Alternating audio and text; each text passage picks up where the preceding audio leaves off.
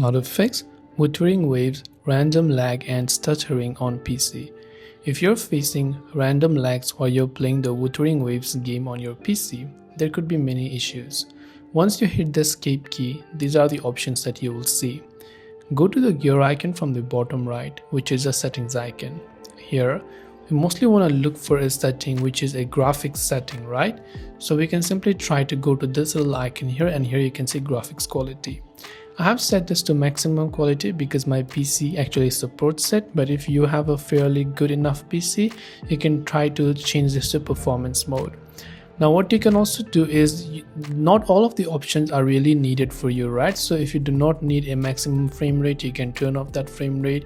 You can try to lower the frame rate. You can turn off VSync. You can lower the special effects quality, shadow quality, LOD bias, capsule, volume lighting, motion blur, bloom, crowd density, anime hit flash, and all these different options. You can try to lower them, and those should also help you most likely solve the problem.